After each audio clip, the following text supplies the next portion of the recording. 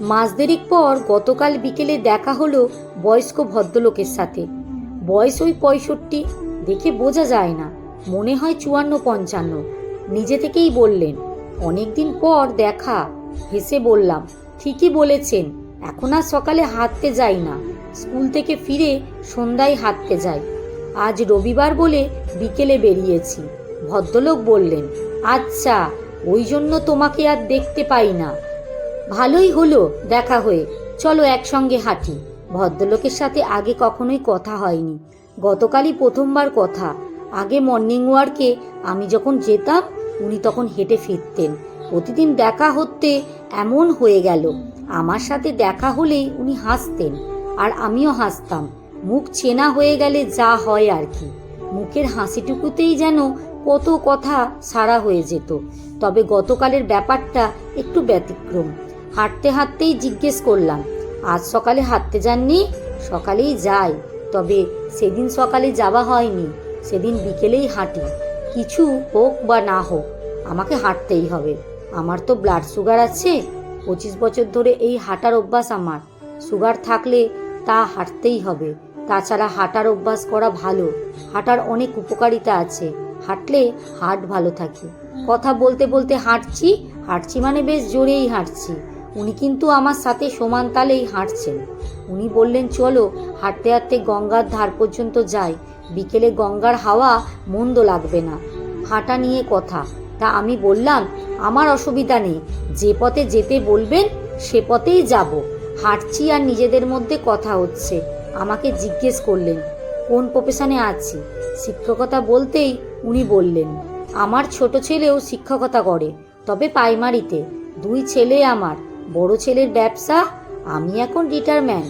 বন দপ্তরে চাকরি করতাম, হাতে প্রচুর টাইম, মাঝে মাঝে ঘুরতেও চলে যাই, তবে একা নয়, বউকে সঙ্গে নিই। আমি হাঁটছি আর ওনার গল্প শুনছি।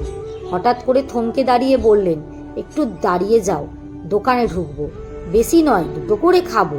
আমি দাঁড়িয়ে যেতেই ইশারা করলেন মিষ্টির দোকান দেখিয়ে। বললাম, না না, আমি মিষ্টি খাবো না। আরে ওরকম বলতে নেই, প্রথমবার তোমার সাথে আমার কথা হচ্ছে, একটু মিষ্টি মুখ করতে হবে।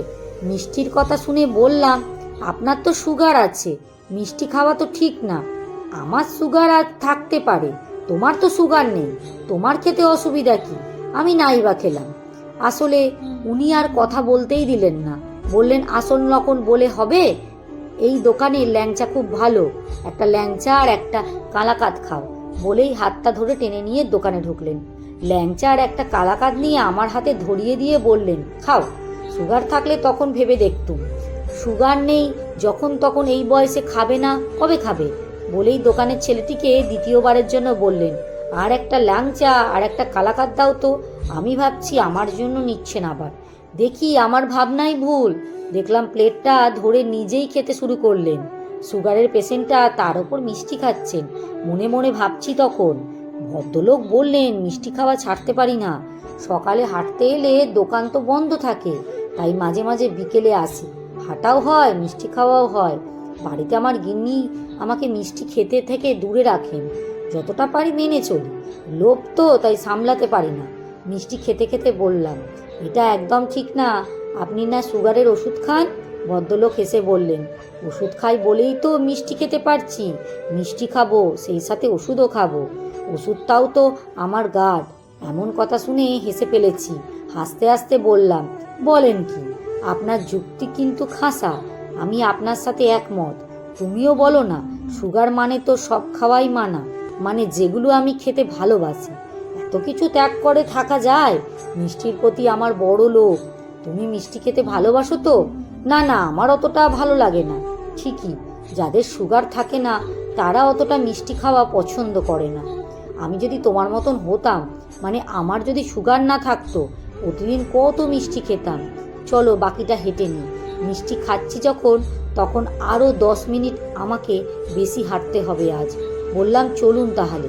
মনে মনে ভাবছি, মিষ্টির প্রতি আমারও দারুণ লোভ। সব জায়গায় সত্যি কথা বলতে আছে নাকি?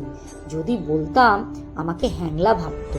তবে আমিও ওনার সাথে আরও 10-15 মিনিট বেশি হেঁটেছি, কারণ সুগার আমারও আছে।